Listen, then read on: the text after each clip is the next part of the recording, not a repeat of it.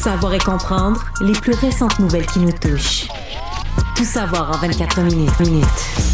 On fait le tour des unes de presse avec Marianne Bessette. Salut Marianne. Salut Alex.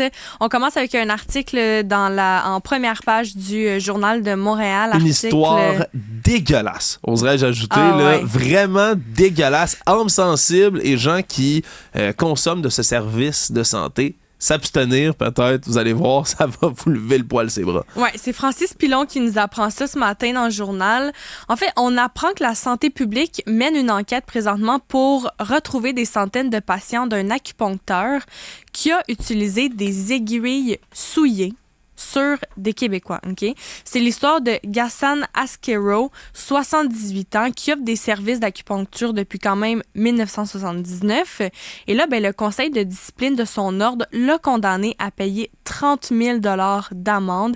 Il est aussi radié temporairement pour 3 mois, soit du 15 juin au 15 septembre prochain. Ce qu'on lui reproche, en fait, ce que l'Ordre des acupuncteurs du Québec, l'OAQ, lui reproche, c'est d'avoir conservé des aiguilles d'acupuncture contaminées à usage unique pour un usage ultérieur. Donc, ce qui devait être utilisé une fois a été utilisé plusieurs fois, et d'avoir également stérilisé des aiguilles d'acupuncture à usage unique, alors que ce type de matériel-là, c'est pas prévu ni conçu pour être stérilisé. Donc, bien évidemment, on a demandé la réaction de l'Ordre des acupuncteurs du Québec, et c'est Maxime Deshaies, le président, qui avoue être choqué parce que les cas de réutilisation d'aiguilles chez les acupuncteurs, c'est quasiment inexistant au Québec. Depuis 2003, seulement les aiguilles à usage unique et stérile peuvent être utilisées. On n'a pas vraiment le nombre précis de personnes qui sont recherchées, mais il y a certainement des centaines de patients qui ont été traités par cet acupuncteur-là, par justement des aiguilles qui ont été souillées. Ah, puis c'est quelque chose parce que c'est un gars qui a un dossier assez long, merci, là, avec les différents collèges de médecins. C'est pas la première fois, là. Non, c'est ça. En 94, j'étais même pas né. Il était reconnu coupable. Je veux dire, il était reconnu coupable. À ce moment-là, on parlait de 2 infractions sur la loi médicale. C'était au-dessus de 2000 $ d'amende. L'Ordre des acupuncteurs a sévi 3 infractions différentes en 2004. 2013, enfreint contre le code de déontologie. Je veux dire, on n'arrête pas de parler que dans notre société, il y a plein de gens qui récidivent. Puis qu'il faut croire en la réhabilitation. Je veux bien. Là. Dans le domaine médical, vous avez quelqu'un sur des décennies qui n'arrête pas de faire des infractions. Maintenant, on peut-tu le radier? On peut-tu l'empêcher de continuer à pratiquer si on sait que c'est un récidiviste? Tu sais, faire une infraction une fois, va même, garde, je vais être généreux 2 fois. Tu te fais pincer, tapes ses doigts, que ce soit en prison, que ce soit pour des autres professionnels, que ce soit pour de la fraude. Dans ces cas-là, je veux dire, on peut croire la bonne foi de quelqu'un qui va plus refaire ça. Mais quand t'as quelqu'un qui refait encore et encore et encore et encore et encore et encore et encore des infractions, comme c'est le cas pour ce qu'on voit dans la fraude, comme c'est le cas pour ce qu'on voit ici là, pour certains professionnels de la santé, là, je veux dire, c'est pas quelque chose, je pense, qui est répandu. Ça arrive souvent là, qu'on a des gens qui, ils se font taper sur les doigts par leur ordre, mais c'est la 5e fois. Je veux dire, maintenant, comprenez que ces gens-là ne vont jamais changer. C'est des récidivistes en série, mais empêchez-les de pratiquer, si bol. Moi, ça vient me chercher là, des histoires comme celle-là. Puis surtout, je veux dire, je n'ai jamais fait d'acupuncture moi-même de ma vie. Mais là, des aiguilles souillées. C'est ça, là, c'est parce que ça peut mener à justement la transmission de maladies infectieuses. On dit pas que... En fait, on sait pas si les traitements que M. Asquero a effectués ont justement mené à la transmission de ces maladies-là, mais c'est quand même avec la santé des gens qu'on joue présentement. Et c'est un professionnel qui est, comme je le disais tantôt, c'est depuis 1979 qu'il pratique souvent. C'est les vétérans de ce monde. On fait souvent confiance à eux. On se dit, c'est eux qui ont le plus d'expérience. Mais là, dans ce cas-ci, avec le nombre d'infractions qui ont été commises par cet acupuncteur, là, je sais pas à quoi va ressembler son avenir professionnel, disons-le comme ça. Ouais, sérieux, c'est spécial que la santé publique demande aux gens de sortir pour venir en parler. Si le gars travaille depuis aussi longtemps, il pratique depuis aussi longtemps, et la liste de gens qui sont allés le voir est longue, là. Je pense qu'il y a beaucoup de gens anxieux qui lisent ça dans les pages du journal qui font « Aïe, qu'est-ce que je suis allé faire là? » Puis je les comprends. Tout savoir en 24 minutes. Quand on prend des vacances pendant l'été, quand on part en voyage, en fait, ce qu'on espère le plus, là, en tout cas, personnellement, tu me diras, Alex, si t'es d'accord avec moi, c'est la belle météo. Oui. On veut du soleil, on veut en profiter, on va aller dehors, on veut pas être en dedans à écouter des films dans notre doudou. Là. Une fois ou deux, pendant 2 semaines, OK, là, mais pas pendant 2 semaines. Mais là, ce matin, on apprend que dans le journal toujours, il y a des Québécois qui ont carrément vu leurs vacances être chamboulées par la tempête tropicale Debbie, qui a d'ailleurs fait plusieurs morts sur sa trajectoire, qui a touché des destinations touristiques prisées du sud des États-Unis. Donc, cette tempête-là a frappé l'ouest de la Floride dimanche en tant qu'ouragan. Et là, ça a rétrogradé en tempête tropicale. Ça a continué vers la Géorgie et la Caroline du Sud. Et dans ces États-là, on dit même qu'il y a des préstations potentiellement historiques pouvant atteindre 25 à 50 cm, provoquant des inondations. Centimètres. Là, pas des millimètres, OK. Et c'est pas de la neige, là. C'est de la pluie. 500 millimètres de pluie. OK. 5000. En fait, 50 cm. Moi, je suis vraiment pas bonne en maths. Moi, je te dis juste ce qui est écrit dans le journal. C'est bon, on va continuer là-dessus. 50 cm. Voilà. Qui provoquerait des inondations catastrophiques qui étaient attendues. Et là, on a le témoignage de Chantal Chénier, qui est originaire de Gatineau, qui dit que ça change des vacances. Hein? On s'en vient pour se reposer, mais là, on va revenir encore plus stressé. Elle a dû évacuer le camping qui était géré par l'État de la Caroline du Sud, où elle s'était installée samedi à Myrtle Beach, qui est quand même une destination qui est très prisée des Québécois. Ouais. Là, pendant l'été, c'est environ une 20aine d'heures de route de Montréal. Donc, Madame Chénier raconte qu'ils ont les dirigeants du camping ont cogné aux portes pour dire aux gens qu'il fallait justement partir avant 10 heures mardi matin, étaient stressés, la panique s'est installée. Et là, sur les réseaux sociaux, il y a plusieurs Québécois qui ont mentionné avoir quitté par précaution des campings populaires de Myrtle Beach. Et là, il va y avoir des impacts au Québec dans les prochains jours. On pourrait ressentir dès vendredi les effets de la tempête tropicale. On attend d'importantes quantités de pluie qui sont prévues. Je ne sais pas si tu as vu en fin de semaine, mais il y a de la mouille qui s'en vient. Il y a de la flotte. Ouais. Il va mouiller en fin de semaine et c'est des répercussions de cette tempête-là. Ouais, moi qui sors d'un festival de musique, j'ai une petite pensée là, pour les gens qui vont être à l'île Sonic en fin de semaine. Ouais. Qui suit, hein. Tu sais, c'est comme les 3 festivals, là, c'est Osheaga, l'île Sonic, Lasso, qui sont un après l'autre. S'il a fait vraiment chaud pour Osheaga, là, il va faire vraiment laid, malheureusement, pour l'île Sonic, en espérant que ce soit pas si pire puis que ça n'empêche pas les festivaliers puis les autres amateurs d'activités extérieures de faire ce qu'ils veulent faire. Un petit bruit d'ambiance. Ah, ben oui, Jean-François. Mais là, tu vois, ça me relaxe. Ouais, mais j'ai le goût de lire un livre en dedans avec de la pluie dehors. Tu vois, ça, c'est pas bon, là, ce que tu fais. Là, tu me donnes le goût qu'il y a une belle journée de pluie. Parce que je peux te dire, samedi, j'avais hâte qu'il pleuve. Oui, parce qu'il faisait chaud, c'était humide, puis là, t'avais juste envie de te faire mouiller par la pluie là, qui tombait. Mais voilà, mais non, c'est plate. C'est plate pour les gens qui sont en vacances, c'est sûr. En même temps, je veux dire, ainsi va la nature. On peut jamais prévoir ce qui va se passer, mais on peut pas l'arrêter non plus. Tout savoir en 24 minutes. Dans la presse, un dossier de Marie-Ève Cousineau qui rapporte qu'il y a plus d'un Québécois sur 4 qui est sans médecin de famille. On rapporte surprise. Surprise. On rapporte que la proportion de Québécois qui a un médecin de famille est passée de 82% en 2019 à 73,3% en 2023, selon l'Institut de la statistique du Québec. On explique cette baisse par les départs à la retraite des médecins omnipraticiens et aussi la prise en charge des patients par des groupes de médecins. Une solution qui, selon plusieurs, convient pas aux plus malades. On donne l'exemple notamment de Roger Payet, de 77 ans, qui a perdu son médecin de famille. Son omnipraticien, lui, le suivait depuis 30 ans. Il a pris sa retraite en décembre 2020 et il a été pris en charge par un groupe de médecins de famille dans sa région en mai 2023. Donc, c'est son omnipraticien en décembre 2020. Lui, en mai 2023, c'est quasiment 3 ans qu'il a dû attendre pour être pris en charge par un groupe de médecins. Et là, depuis ce temps-là, il a dû contacter le GAP, le guichet d'accès à la première ligne, pour obtenir un rendez-vous médical, ce qu'il a fait au printemps dernier. Parce que sa pharmacie lui avait dit « Monsieur, on doit renouveler vos prescriptions, donc vous devez consulter un médecin pour le renouvellement des ordonnances. » Par contre, lui, quand il a appelé le GAP, on lui a dit « On va essayer de vous trouver un rendez-vous dans les 2 prochaines semaines. » C'est juste jamais arrivé. Bon. C'est jamais arrivé. Donc, heureusement, dans ce cas-ci, la pharmacie l'a dépanné. Mais il va encore falloir retéléphoner au GAP pour justement prendre cette situation-là en main. Il trouve que le système fonctionne pas si bien que ça. Il se laisse malheureusement délaisser par la première ligne. C'est la nouvelle la moins surprenante du jour. Je vais le commenter comme ça, c'est la nouvelle la moins surprenante du jour. On n'arrête pas d'annoncer qu'il va y avoir moins de médecins de famille, qu'il y en a de plus en plus qui partent à la retraite, que les En as-tu un, toi? Ou tu l'as perdu? C'est une bonne question. Je pense pas. C'est une très bonne question. Je pense que tu Non, mais je pense que j'en ai un, mais je vais pas le voir souvent. Ouais. Je le sais que c'est un service puis qu'on devrait aller faire des petites vérifications de santé de fois de temps en temps, mais je me sens bien. Je vais pas, je veux pas monopoliser comme mon médecin de famille.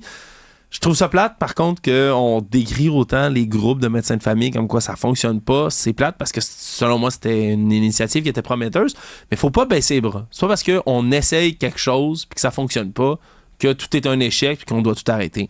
C'est souvent ça, je trouve, dans le système de santé puis dans nos systèmes en général. On essaye des affaires. Puis moi, là, essayer des affaires, c'est oui. Je veux qu'on fasse des tentatives de solutions. Au pire, ça marche pas, comme ça risque d'être souvent le cas, particulièrement dans le système de santé. Mais essayer de quoi, pour moi, c'est mieux que de rien faire puis de juste se rester dans l'espèce de cynisme permanent, interminable qu'on a, les Québécois, autour de notre système de santé. On dit toujours que c'est la pire affaire au monde, qu'on n'est pas capable de s'en sortir. Tout le monde dénigre ça, tout le monde chiale, avec raison la plupart du temps, mais essayons de quoi? On peut pas juste s'asseoir sur notre steak puis rien tenter. C'est pas pour rien que je suis autant en faveur, par exemple, de ce que fait Christian Dubé, notre ministre de la Santé, en créant Santé Québec. OK, on n'a jamais essayé ça avant. Pourquoi pas? C'est vraiment mon attitude. Ben ouais, essayons-le. Le pire qui peut arriver, c'est quoi? Que ça marche pas? OK, on retournera à table à dessin. On recommencera.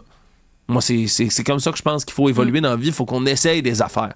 Puis je peux jamais être contre un politicien ou une politicienne qui essaie d'amener du changement. Puis dans ce cas-ci, tu dis d'essayer des trucs, mais c'est de voir aussi le positif et le négatif aussi de chaque solution. Dans ce cas-ci, il y a la chef du département régional de médecine générale de Montréal qui a mentionné à la presse, c'est la docteure Ariane Murray qui, elle estime en fait que le GAV, ça a amené quand même une plus-value au réseau. Elle assure vraiment quand même la pertinence des visites médicales. Il y a des infirmières qui font le triage, mais par contre, elle constate que la formule, ça a ses limites. On dit que les patients qui sont plus malades, qui ont besoin de suivi pour des maladies chroniques, pour des maladies chroniques complexes, des enjeux de santé chronique, c'est pas nécessairement le bon véhicule, mais bon, justement, là, au moins, comme tu dis, là, c'est une option qu'on évalue pour l'instant. Tout savoir en 24 minutes. Dans Le Devoir, et là, je sais que ce dossier-là va te faire réagir parce que toi, les déchets, les bâtiments abandonnés, je sais que c'est un de tes chevals de bataille. Ben là, dans Le Devoir, ce matin, on apprend par Zachary Goudreau et Jean-François Nadeau que Montréal sévit bien peu à l'endroit des propriétaires de bâtiments qui sont laissés vacants ou mal entretenus, soit par négligence, soit à des fins spéculatives. Donc, on pose la question, est-ce que l'administration montréalaise utilise tous les leviers dont elle dispose pour contrer la détérioration des habitations à l'heure où les besoins de logement se font criants? Je te laisse commenter, réponds à la question, puis je t'explique le dossier par la suite. Est-ce que l'administration de la Ville de Montréal fait tout ce qu'elle peut pour essayer de contrer la crise du logement? Non. C'est à peu près tout le monde, là, que ce soit des organismes en itinérance, que ce soit des comités de logement, tout le monde dénonce une affaire, c'est que la Ville de Montréal possède des bâtiments, possède plein, puis crée rien avec. On s'assoit dessus. Ils ont acheté de l'immobilier, puis on attend. On attend quoi? Aucune idée. Personne ne sait, mais on attend quelque chose. Et là, pendant ce temps-là, il y a des gens qui sont à la rue, il y a du monde qui sont pas capables de trouver de logement, il y a une pression qui se fait au niveau de la hausse des loyers. Qu'est-ce qu'on fait? Rien. Là, tu dis, c'est quoi? Il y a 800 bâtiments qu'on compte à l'abandon à Montréal. Je dis pas qu'ils sont tous à la ville, là, mais 800 bâtiments sont à l'abandon. Dans ce temps-là, qu'est-ce que tu fais quand tu es une administration responsable? T'agis. Tu vas parler à ces gens-là qui possèdent les bâtiments si c'est pas toi, hein, pour ceux qui possèdent pas ceux-là, puis tu les appelles, tu prends contact avec eux, puis tu dis, regardez, là, vous avez le choix. Vous rénovez, vous créez quelque chose, on vous le rachète, puis pif paf, bye bye. C'est ça que ça prend, là. Il y a un des quelques 800 bâtiments qui sont abandonnés à Montréal. C'est à la rue Saint-Timothée, au coin de la rue Ontario. C'est à 2 pas du terminus d'autocar. Il y a un immeuble en pierre grise on dit que l'immeuble gît à l'abandon depuis des dizaines d'années. OK? Les plus vieilles images qui ont été retrouvées par Google Street View, OK? On indique que le bâtiment se trouvait déjà dans un état d'abandon avancé en 2007. OK, mais dans ce temps-là, on dit on manque de place. Vous savez, c'est compliqué avec les règlements de zonage d'aller construire des habitations. Mais retaper ces bâtiments-là, c'est bien placé en plus. Tu sais, qu'est-ce qu'on attend puis pourquoi on va mettre... Ah, je sais pas, regarde, ce dossier-là, tu l'as bien dit, ça vient tellement me chercher parce qu'on dit, mais vous savez, on ne peut rien faire face à la crise du logement. Oui, vous pouvez faire quelque chose. Voici une idée. Voici une piste de solution. Va-t-on la prendre? Non. On va rien faire encore. Ça m'énerve, ça m'enrage. 800 bâtisses, pas 800 logements. C'est 800 bâtisses pouvant abriter des dizaines et des dizaines de logements, là. Exact. Et il y a 24 amendes au total qui ont été remises justement aux propriétaires de ces bâtiments-là parce qu'en fait, en 2023, il y a des nouvelles dispositions réglementaires sur l'entretien et le maintien des bâtiments qui entraient en vigueur à Montréal. Robert Baudry, qui est responsable de l'urbanisme au comité exécutif, assurait en conférence de presse que ces mesures-là allaient avoir des dents et que la ville allait les appliquer. Et là, en vertu de ces nouvelles règles-là, les propriétaires de bâtiments vacants devaient, en 2024, et je cite, obligatoirement enregistrer leurs bâtiments auprès de la ville. Il y a un formulaire d'enregistrement qui devait être disponible en ligne. Cependant, on rapporte dans le devoir qu'il demeure introuvable. Et là, par courriel, la ville précise que la date d'entrée en vigueur de cette disposition, elle est prévue d'ici la fin de l'année. Oh, OK, fait que c'est 2024, mais dans le fond, c'est vraiment la fin de 2024. OK. Oh, on s'excuse. Vous avez mis en place une mesure, elle n'est juste pas appliquée. 24 amendes pour 800 bâtiments à l'abandon. 24. Écoute, c'est beau, c'est correct. Moi aussi, je peux faire ça. Hein? Moi aussi, je peux me lancer en politique puis annoncer des choses, puis j'ai fait pas. Je le crie. Ah ouais, on va réglementer ces bâtiments-là à l'abandon. Comment? Oh, on le fera pas vraiment, dans le fond. Ça m'énerve. Après ça, on se demande pourquoi les gens sont cyniques face aux politiques municipales, aux politiques provinciales, aux politiques fédérales. Quand on prend des engagements, on essaye d'y tenir. Je le sais que c'est vieux comme le monde de pas remplir ses promesses politiques, mais là, tu dis, je mets en place ça. C'est même pas une promesse, là. Tu t'annonces quelque chose, puis tu fais pas de suivi. Tout le long après ça, tu hurles. Là, je parle de l'administration blanche. Tu hurles sur toutes les plateformes. Oui, mais nous faisons tout ce que nous pouvons, vous savez. C'est un phénomène tellement complexe, la pénurie de logement. Oui, c'est vrai que c'est un phénomène super complexe. Vous avez une solution dans les mains. Elle est là. Faites quelque chose. Ah, c'est beau. On passe à une autre nouvelle, là, Jean-François, je pense. Tout savoir en 24 minutes. Toujours dans le devoir, et là, peut-être que celle-ci va te réjouir. Éric Desrosiers, qui est présentement à Paris. Et là, on dit que même s'il n'y a rien qui est jamais parfait, là, il y a les Jeux de Paris qui semblent marquer un certain retour à l'avant-scène du français, qui était vraiment dans un processus de déclin en faveur de l'anglais, parce que les Jeux à Paris, là, c'est les premiers à se tenir dans une ville francophone depuis celui de Montréal en 1976. Et là, on connaît tous les Français qui vont parfois adopter des termes anglophones. Même, il y a des commerces en France que c'est pas mal tous écrit en anglais. Puis il y a aussi l'annonce en 2019 avec son slogan qui allait être « Made for Sharing », fait pour être partagé, qui a vraiment confirmé les appréhensions concernant le déclin du français. Ça a vraiment fait un tollé. Et là, les organisateurs ont corrigé le tir et ils sont arrivés en 2022 avec une nouvelle formule d'un jeu de mots « Ouvrons grand les jeux ». Et là, 2 mois et demi avant les Jeux, l'Assemblée nationale française, elle a adopté une résolution appelant les organisateurs, les participants, les visiteurs et les journalistes aussi à utiliser la langue française le plus possible. Ça fait quand même une trentaine d'années aussi qu'il y a un recul de l'usage de la langue française pendant les Jeux olympiques. Et là, ce qu'on constate à Paris, c'est que le français occupe une place qui est au moins égale à l'anglais, sinon prédominante dans l'affichage et dans les communications avec le public pendant les Jeux. Comme je te disais tantôt, il n'y a rien qui est parfait, mais en bon français, les commentateurs, les animateurs de foule, ils ont parfois du mal à réprimer des expressions en anglais, mais au moins, ils vont la majorité du temps le faire en français pour justement mettre en valeur la langue française. C'est ce qui est la beauté de la France comparativement au Québec. Hein? La France, c'est un pays souverain. Le Québec, c'est une province dans un pays anglophone. Parce que le Canada est bilingue sur papier, mais elle ne l'est pas vraiment, on se comprend. Il y a juste le Québec et quelques petites communautés par-ci par-là qui parlent en français. C'est que la France a le loisir de faire ça. Je te jure là, que si on réorganisait les Jeux olympiques à Montréal aujourd'hui, ça serait tout en anglais. On essaierait de le faire en français le plus possible, puis on serait critiqué pour. C'est ça qui est spécial, là. C'est vraiment mon sentiment, c'est que si on refaisait ça maintenant, on ferait, ah ben là, mais pourquoi là? En français, c'est international, les jeux, on va parler en anglais pour tout le monde. Là, je suis content puis je suis fier de voir que la France se tient debout. Oui, ils vont communiquer en anglais avec les gens, mais la langue du pays hôte, c'est le français. Point. Il n'y a personne pour critiquer, il n'y a personne autour, il n'y a personne en France, je suis sûr, qui fait « Ah, ben là, comment ça, on utilise le français, c'est international ici, les jeux. » Non, mais au Québec, on ferait ça. C'est ça qui m'enchante à la fois pour la France, mais qui me déprime un peu pour ici.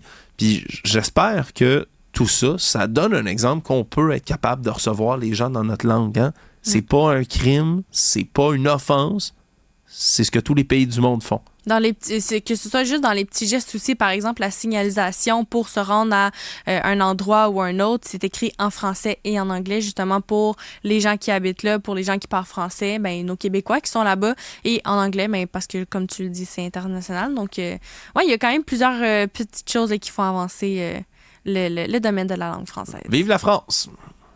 Tout savoir en 24 minutes. Je termine avec un dossier exclusif des coops de l'information.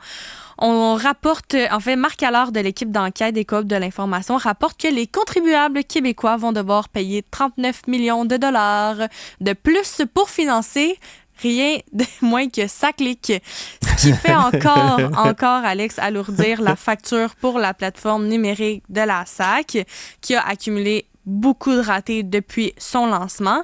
Alors, on rapporte que les coops de l'info ont appris que la SAC a discrètement, on a choisi le mot discrètement, autorisé des dépenses supplémentaires de 39,1 millions pour le contrat de SACLIC accordé par la société Conseil Groupe LJS SAP. Et là, la modification au contrat a été effectuée à la fin juin. On est quand même au mois d'août. Et elle a été publiée la semaine dernière au système électronique d'appel d'offres du gouvernement du Québec. Donc, la facture pour le contrat de SACLIC grimpe maintenant à 612 millions de dollars. Et avec l'ajout de ces 39 millions de dollars dont je te parle, c'est la deuxième fois que la SAC autorise des dépenses additionnelles pour ce contrat qui a initialement été signé en 2017 pour 450 millions. Il n'y a plus personne qui se surprend qu'on dépasse les coûts pour à peu près tous les appels d'offres qu'on fait. Là. Ça, c'est plate, mais je veux dire, ça arrive constamment. Mais il va vraiment falloir que la SAC donne des explications. Ils ne peuvent pas juste faire ça discrètement, autoriser quoi que ce soit. Oui, vas-y. Il y a un porte-parole de la SAQ, Anthony Bérubé, qui explique que la Société d'État a autorisé 7 dépenses supplémentaires dans un contexte de rareté de main-d'œuvre en technologie de l'information, tout en assurant aussi un suivi rigoureux du recours aux ressources externes. Il précise que l'ajout des 39 millions de dollars est nécessaire pour répondre aux besoins de la SAC pour des services professionnels avec une expertise dans les logiciels SAP et réaliser des activités pour lesquelles la société n'a pas l'expertise nécessaire. As-tu compris quelque chose à cette explication-là? Ils répondent à rien, là, dans le fond. On a besoin de leur expertise. Point. Dans un contexte de rareté de main-d'œuvre en technologie de l'information. Mais il ajoute, je ne sais pas si tu vas comprendre un petit peu plus dans ce dernier paragraphe, mais il ajoute aussi que les coûts additionnels concernent les licences informatiques jusqu'en 2027 et le développement de compétences des nouveaux employés de la SAQ dans le domaine des services. Il n'avait pas inclus licence dans le 450 millions? OK. Mais là, c'est jusqu'en 2027. Bon, on fait 3 ans de licence, 39 millions, OK. Regarde, je rendu là, c'est pas moi l'expert, c'est pas moi qui connais exactement qu'est-ce que ça coûte dans ce domaine-là, les contrats. Mais ça clique pour le fiasco que ça a été, pour le peu de services que ça offre jusqu'ici, c'est au-dessus d'un demi-milliard de dollars qu'on a mis pour un site web. Un logiciel web, 600 quelques millions de dollars. Puis on peut pas tout faire non plus aussi sur le site de la SAQ. Ça clique, en fait. Pour les changements, aux dernières nouvelles, pour les changements d'adresse, il fallait que tu appelles. OK, fait qu'on a payé un demi-milliard de dollars pour un service qui fonctionne pas. Puis là, on nous annonce... En fait, on nous annonce pas. On fait très discrètement le changement. Puis après ça, on justifie en disant « On n'a pas l'expertise, on vous promet, 39 millions de plus. » Comment augmenter le cynisme du contribuable encore plus? Je suis surpris qu'on réussisse à trouver des moyens à chaque fois. Hein? On réussit à trouver des moyens à chaque fois. Je sais pas quoi dire. Ça clique, ça fonctionne. Ça n'a pas fonctionné depuis le début. Ça fonctionne un peu en ce moment. ça coûte les yeux de la tête. Je comprends pas comment ça peut coûter aussi cher. Mais bon, hein? On accorde des contrats, puis c'est ça qui se passe. On n'a pas la main-d'œuvre. En manque, comment? Pénurie de main-d'œuvre dans ce domaine technologique précis. Ouais. Eh bien, il faut sortir le chéquier, ça a de l'air. Marianne, merci. Merci à toi.